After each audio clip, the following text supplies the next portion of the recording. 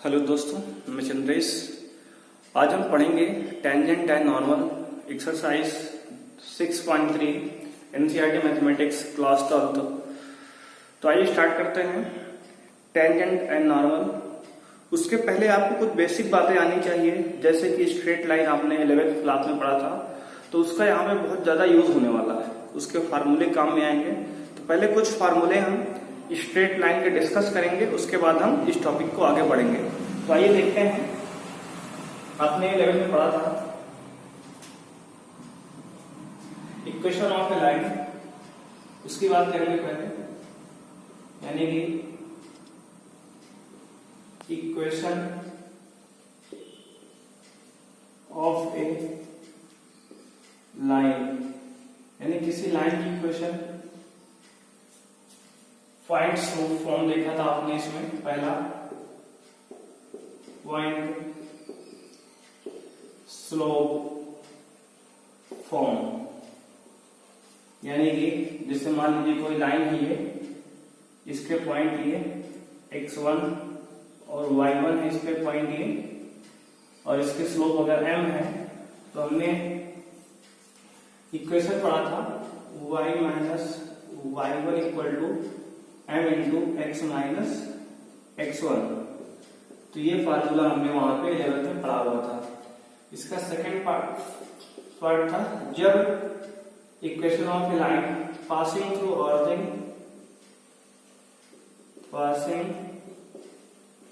Through origin, यानी हमने देखा था कि जब कोई लाइन ऑरिजिन से पास होती है, तो यानी कि x1 और y1 के स्थान पे हम 0 0 पुट कर देंगे, तो इक्वेशन बन जाएगी y इक्वल टू mx, यानी इक्वेशन हमारी आती है y इक्वल टू mx बन जाती है। और आपने दूसरा पढ़ा था, कुछ ये फार्मूले होंगे, two parallel lines have equal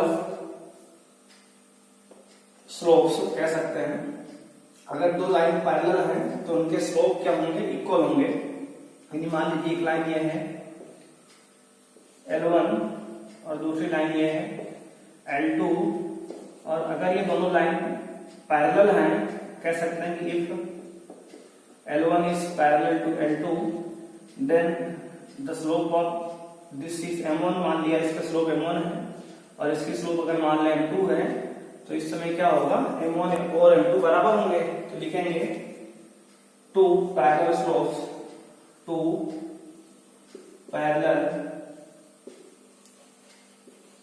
lines have equal slopes, यानी कि अगर दो पैरेलल लाइन है तो उनकी जो स्लोप होगी वो इक्वल होगी। अगले पॉइंट की बात करेंगे, अगर दो कर्व परपेंडिकुलर हैं, अगर कहें हम कि दो कर्व आपस में परपेंडिकुलर हैं, तो उनके जो स्लोप्स होंगी वो उनका प्रोडक्ट -1 के बराबर होगा। यानी कि कह सकते हैं two perpendicular lines with slope, two perpendicular lines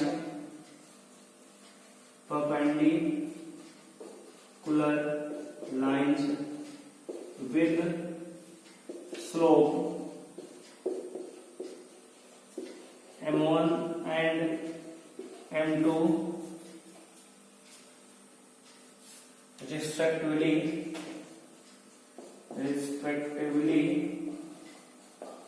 then m1 into m2 equal to -1।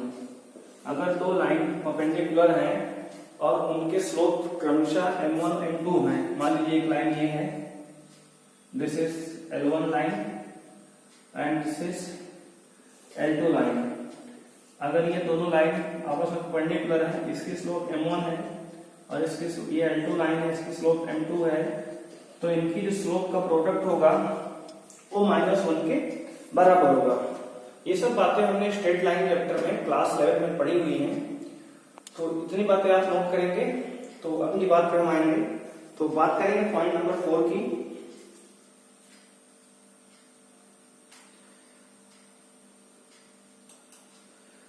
Point 4 कहता है हमारा if line is parallel to x axis. अगर हम बात करें कि कोई लाइन अगर slope of a line parallel to x axis, यानी कि slope of a line parallel to x axis equal to 0, यानी कि अगर कोई लाइन एक्स एक्सिस के पैरेलल है तो उसकी स्लोप 0 होगी। आइए समझते हैं इस बात को। जैसे मान लीजिए ये कोई कर्व है, ये हमारा एक्सिस है, एक्स एक्सिस, वाई एक्सिस, हमारा ये कोई लाइन है, ये एक्स एक्सिस के पैरेलल है इस समय। तो इसकी जो स्लोप होगी वो हमारा स्लोप बेसिकली होता क्या है पहले समझे। अगर इस बात को हम समझे कि स्लोप क्या है, तो स्लोप किसी लाइन का positive direction of x axis के साथ एंटी क्लॉकवाइज में बने हुए एंगल को ही स्लोप कहते हैं। यानी कि अगर हम बात करें स्लोप की, तो यहाँ पे y equal to tan theta, यानी m इक्वल टू, स्लोप को अगर m से लिखे तो m इक्वल टू क्या होगा, tan theta, tan of angle made by positive direction of x axis with anti clockwise. तो अगर positive direction of x axis के साथ कोई भी लाइन जो एंगल बनाती है उसी को हम स्लोप कहते हैं। तो यहाँ तो हमारा x एक्सिस के साथ ये लाइन कोई एंगल बनाएगी नहीं, यानी 0 एंगल बनाएगी, तो इसलिए कहते हैं कि slope of line parallel to x axis is 0। यानी कोई लाइन ऐसी जो x एक्सिस के पैरेलल है तो उसकी स्लोप क्या होगी, 0 होगी। अब बात करेंगे 5वें पॉइंट की, slope of a line perpendicular to, या फिर ऐसे कहते हैं parallel to y axis, parallel to y axis equal to infinity. यानी कि अगर कोई लाइन वाई एक्सिस के पैरेलल है तो कुछ इस तरह से होगी। मान लो यहाँ पे हमने ये बना लिया आपको, ये y एक्सिस है और ये x एक्सिस है और ये लाइन कुछ इस तरह से है यहाँ पे ये लाइन। तो ये positive direction of x axis के साथ 90 का एंगल बनाएगी। तो यहाँ पे m बराबर जो आपको स्लोप का फार्मूला होगा tan थीटा होगा, तो यहाँ पे m बराबर tan 90 हो जाएगा और tan 90 का वैल्यू होता है इन्फिनिटी। तो इस समय जो स्लोप होगी वो इन्फिनाइट हो जाएगी, यानी इन्फिनिटी आएगी स्लोप की वैल्यू। तो यहाँ हमने ये देखा कि अगर कोई लाइन x एक्सिस के पैरेलल है तो इसकी स्लोप 0 होगी, अगर कोई लाइन y एक्सिस के पैरेलल है तो उसकी स्लोप इनफाइनाइट होगी, यानी इंफिनिटी होगी। इस बात को हम, इन सारे इंपॉर्टेंट पॉइंट है आपके। यहाँ हमने 5 पॉइंट पढ़ा। पहला पॉइंट ये था इक्वेशन ऑफ लाइन के लिए। दूसरा पॉइंट, अगर दो लाइन पैरेलल है तो उनके स्लोप बराबर होंगे। तीसरा पॉइंट, अगर दो लाइन परपेंडिकुलर है तो उनकी स्लोप का प्रोडक्ट -1 के बराबर होगा। चौथा पॉइंट था slope of a line parallel to x axis. अगर कोई लाइन एक्स एक्सिस के पैरेलल है तो उसकी स्लोप यहाँ पे 0 होगी। और पांचवा पॉइंट था यहाँ पे, अगर कोई लाइन वाई एक्सिस के पैरेलल है तो उसकी स्लोप इनफाइनाइट होगी। और लास्ट पॉइंट, यहाँ एक पॉइंट की और बात करेंगे यहाँ पे हम, तो आइए देखते हैं। अगला पॉइंट हम देखते हैं यहाँ पे, छठवां पॉइंट देखेंगे, to curves intersect if two curves intersect at a right angle, then they are called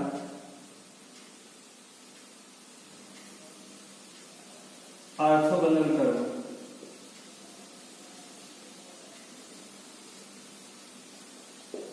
अगर दो कर्व एक दूसरे को आपस में राइट एंगल पे कट करते हैं तो उन्हें हम ऑर्थोगोनल कर्व कहेंगे।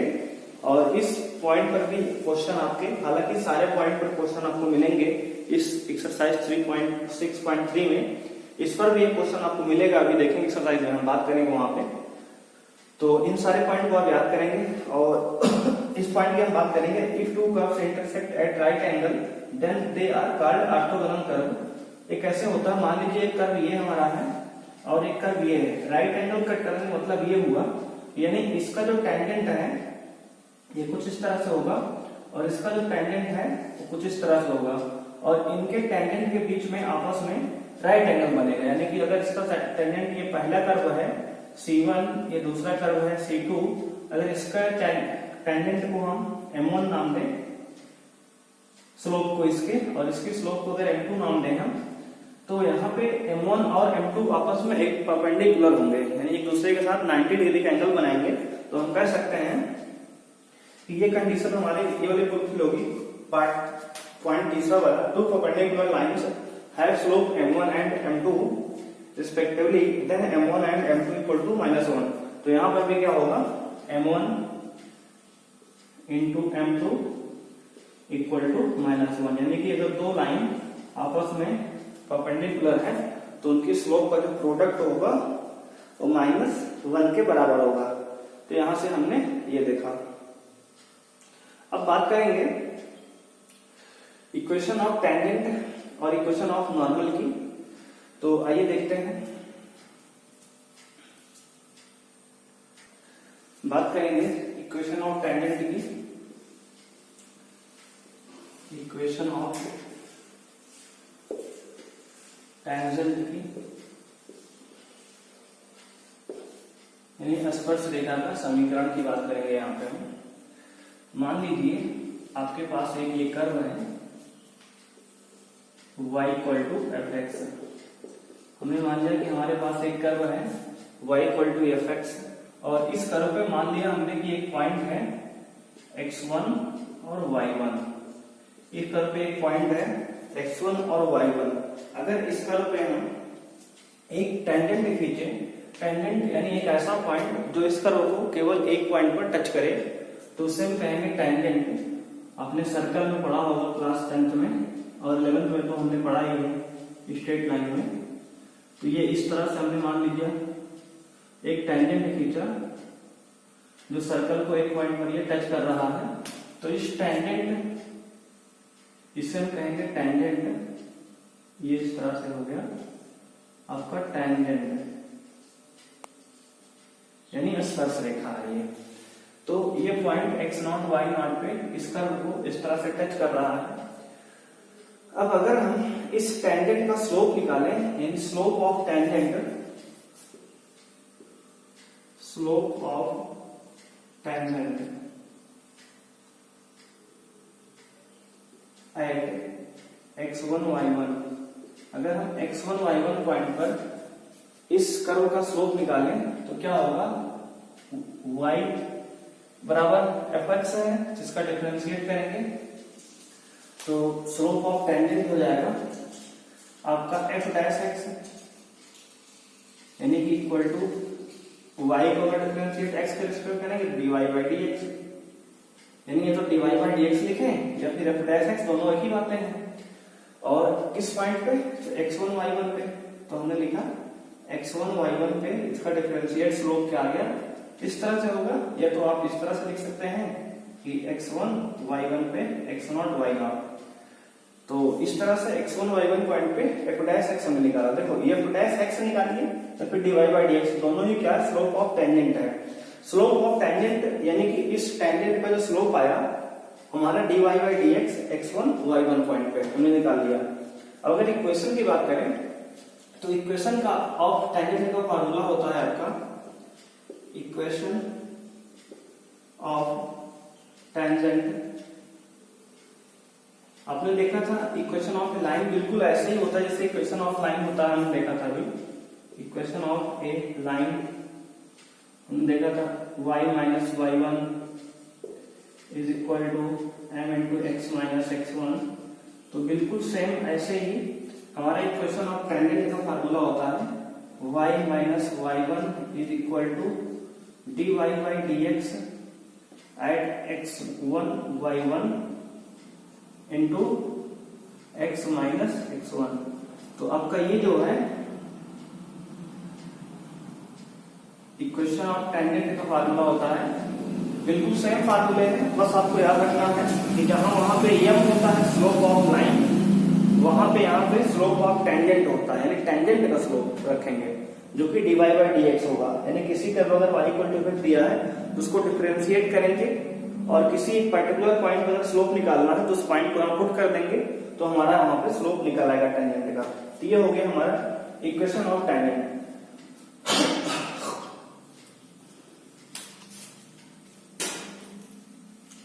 अगर हम बात करें इक्वेशन ऑफ नॉर्मल की तो यही बात कर लेते हैं। इक्वेशन ऑफ नॉर्मल की, नॉर्मल क्या होता है? Normal is a perpendicular line of tangent passing through point of contact, यानी कि ये एक ऐसी लाइन होती है जो हमारा टेंजेंट के परपेंडिकुलर पास होती है। तो टेंजेंट के परपेंडिकुलर पास होने वाली लाइन को हम नॉर्मल कहते हैं। तो ये हमारा नॉर्मल होगा। तो अगर हम मान लें कि इसकी स्लोप हमारी m1 है टेंजेंट की और नॉर्मल की स्लोप अगर m2 है, तो अगर हमें टेंजेंट की स्लोप पता है तो हम नॉर्मल की स्लोप निकाल सकते हैं। कैसे निकलेगा? तो पहले हम स्लोप की बात करेंगे। यहां पे अगर हम मान लें स्लोप ऑफ टेंजेंट हमारी है, स्लोप ऑफ टेंजेंट में निकाला कितना dy by dx at x1 y1, इसी को हम m1 भी नाम दे सकते हैं। तो let's suppose this is m1, हमने मान लिया इसको m1 किया ये। तो अगर हम स्लोप ऑफ नॉर्मल की बात करें तो स्लोप ऑफ नॉर्मल हमारा हो जाएगा इक्वल टू m2, और m2 की जो वैल्यू होगी उसे लिखेंगे -1 अपॉन स्लोप ऑफ टेंजेंट, क्योंकि हमने ये देखा था कि अगर दो स्लोप परपेंडिकुलर होती हैं, दो लाइन, तो उनके स्लोप का प्रोडक्ट क्या होता है? -1 होता है। तो यानी कि यहाँ से m1 इंटू m2 बराबर -1 होगा। तो अगर यहाँ से m2 निकालें तो m2 equal to -1 by m1। m2 क्या है? स्लोप ऑफ नॉर्मल है। m1 क्या है? स्लोप ऑफ टेंजेंट है। तो हमने यही तो किया कि m2 ये है, m2 क्या? Slope of normal equal to -1 upon slope of m1 क्या है? Tangent, slope of tangent. हमने लिख लिया m2 बराबर -1 अपॉन स्लोप ऑफ टेंजेंट, ऐसा लिख सकते हैं। और m2 की वैल्यू और क्या लिख सकते हैं? और लिख सकते हैं m2 बराबर -1 by dy by dx at x1 y1। तो हमने x1 y1 पे dy बाई dx की वैल्यू, ये हो गया m2 बराबर -1 by dy by dx of x1 y1। तो ये आपका क्या हो जाएगा? Slope of normal. तो अगर हम बात करें इक्वेशन ऑफ नॉर्मल की तो ये होगा y माइनस y1 बराबर -1 upon dy by dx at x1 y1, यानी कि -1 upon slope of tangent, this is slope of normal whole quantity, equal to into में सॉरी x माइनस x1। ये आपका हो जाएगा slope of equation of normal. ये equation of normal है।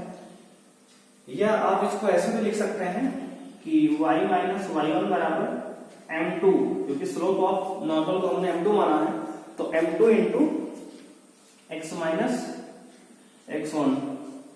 तो इस तरह से भी आप इसको लिख सकते हैं, क्योंकि m2 की वैल्यू ही तो हमारी -1 बाई dy बाई dx है। तो इस तरह से भी लिख सकते हैं। तो ये आपका हो गया इक्वेशन ऑफ टेंजेंट और इक्वेशन ऑफ नॉर्मल का फार्मूला। अब बात करते हैं इस पर एक एक एग्जांपल की, क्योंकि एग्जांपल से ही बात आपको ज्यादा अच्छे से समझ में आएगी। तो आइए देखते हैं एग्जांपल इस पर। आइए देखते हैं एग्जांपल नंबर 14 है। कह रहा है find the slope of tangent to the curve y equal to x cube minus x at x equal to 2। तो हमें x इक्वल टू 2 पे इस कर्व का स्लोप हमें निकालना है, स्लोप ऑफ टेंजेंट निकालना है। तो यहाँ पे हम इक्वेशन भी निकालेंगे। तो अभी तो हम स्लोप ही हमसे पूछ रहा है, लेकिन इक्वेशन भी हम निकाल के आप सीखेंगे कैसे हम इक्वेशन ऑफ टेंजेंट और इक्वेशन ऑफ नॉर्मल निकालते हैं। तो हमें तो अभी सीखना है केवल। तो ये मान लीजिए कर्व हमने बना लिया रफ डायग्राम में। ये कर्व हमारा कोई है y equal to x cube minus x. हमने इस तरह से कुछ रफ डायग्राम यहाँ पे बना लिया। अगर इसके हम टेंजेंट की बात करें तो इस तरह से कुछ टेंजेंट यहाँ से पास होगा, इसका ये होगा टेंजेंट हमारा। हमें इस टेंजेंट की स्लोप निकालनी है। तो पॉइंट हमें दिया है 2 कामा, y की वैल्यू नहीं दिया है, तो अगर हम y x की वैल्यू इस कर्व में पुट कर दें तो y हमें निकल आएगा। तो x के वैल्यू में 2 यहाँ पुट करेंगे तो 2 का पावर 3 यानी 8 माइनस 2 कितना आएगा 6, तो हो जाएगा यहाँ पे 2 कामा 6। तो आपका पॉइंट आ गया 2 कामा 6। अब अगर हम इसको डिफरेंशिएट करें यानी स्लोप ऑफ टेंजेंट निकालें, तो स्लोप ऑफ टेंजेंट आपका हो जाएगा y का डिफरेंशिएट करेंगे तो dy बाई dx हो जाएगा इक्वल टू x क्यूब का डिफरेंशिएट 3x स्क्वायर और माइनस x का डिफरेंशिएट होगा 1। तो यहां से मैं dy बाई dx की वैल्यू निकालूं एट x 2,6 पर, तो यहाँ पे हम देख सकते हैं कि 3 इंटू 2 का स्क्वायर माइनस 1 यानी कि 2 का स्क्वायर 4, 3 12 माइनस 1 यानी कि आ गया आपका 11। तो स्लोप ऑफ टेंजेंट आपका आ गया 11।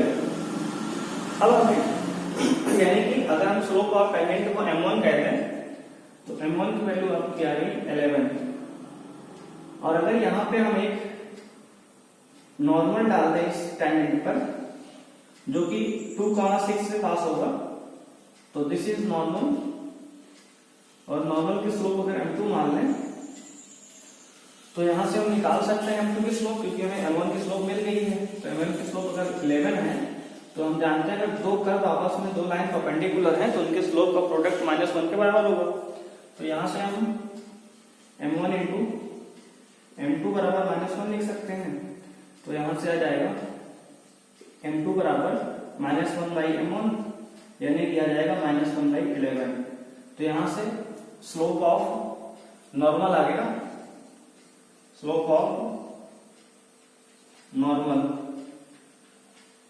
-1 बाई 11 और स्लोप ऑफ टेंजेंट क्या है 11 है। तो अब हम दोनों इक्वेशन निकाल सकते हैं। हालांकि हमसे यहाँ पे इक्वेशन नहीं पूछा, केवल स्लोप पूछा था, लेकिन आइए इक्वेशन भी निकालते हैं। तो इक्वेशन ऑफ टेंजेंट होगा यहाँ पे इक्वेशन ऑफ टेंजेंट, फार्मूला क्या y minus y1 equal to m into x minus x1। और m क्या है, तो स्लोप की वैल्यू यहाँ m1 हमने माना है, m1 लिख लेंगे यहाँ पे। तो x1 y1 क्या है, तो x1 हमारा ये 2 है और y1 हमारा यहाँ पे 6 है। तो वैल्यू पुट करेंगे यहाँ पे, तो y माइनस y1 की वैल्यू 6 इक्वल टू m1 यानी कि 11 इंटू x माइनस 2। सॉल्व करेंगे तो आ जाएगा y माइनस 6 बराबर 11x माइनस 22। तो अब इसको और सॉल्व करेंगे तो अगर हम y equal to mx plus c में लिखें इसको, तो y इक्वल टू लिख सकते हैं 11x माइनस 22 और प्लस 6 माइनस का ट्रांसपोज किए तो y इक्वल टू हो जाएगा 11x माइनस का 22 में से घटेगा तो आ जाएगा 16 माइनस का। तो ये हो गया equation of tangent. This is equation of tangent. अब बात करेंगे इक्वेशन ऑफ नॉर्मल की। तो आपका इक्वेशन ऑफ नॉर्मल हो जाएगा इक्वेशन ऑफ नॉर्मल। नॉर्मल क्या है, टेंजेंट के जो परपेंडिकुलर लाइन है जो कि पॉइंट 2,6 से पास हो रही है उसी को हम कहते हैं नॉर्मल। और इस नॉर्मल का अगर इक्वेशन निकालें तो फार्मूला होगा y minus y1 equal to m2 into x minus x1, क्योंकि हमने इसकी स्लोप को m2 माना है। आप चाहें तो m2 के प्लेस पे -1 बाई dy बाई dx भी लिख सकते हैं, बात वही होगी। तो यहां से हम लिखेंगे y माइनस 6 बराबर m2 की वैल्यू क्या है -1 by 11 into x minus 2। Solve करेंगे तो आ जाएगा 11y, दिखेगा यहाँ पे, चलो यहाँ लिख लेते हैं। तो क्रॉस मल्टीप्लाई किया हमने तो 11y माइनस 11 से 66 minus x minus minus plus का 2। तो यहाँ पे लिख सकते हैं इसको 11y यहाँ पे इक्वल टू रहेगा equal to minus x plus 6 plus 2। तो अब यहाँ पे हम इसको लिख सकते हैं 11y इक्वल टू माइनस का x और प्लस का 66 हो जाएगा तो प्लस का 68 हो जाएगा, यानी कि लिख सकते हैं y equal to minus x plus 68 upon whole का 11। तो आपका ये इक्वेशन हो जाएगा। आप जो चाहे यही इक्वेशन छोड़ सकते हैं तो यहाँ छोड़ सकते हैं। तो इस स्टैंडर्ड फॉर्म में से y equal to mx plus c होता है, तो इसको हम लिख सकते हैं, थोड़ा सा और सॉल्व करें। अच्छा कहाँ लिखते हैं, मान लीजिए यहाँ लिखते हैं। तो y इक्वल टू हो जाएगा माइनस 1/11x प्लस 68/11। तो ये हो गया y equal to mx form का, ये इक्वेशन ऑफ नॉर्मल है, इक्वेशन ऑफ नॉर्मल।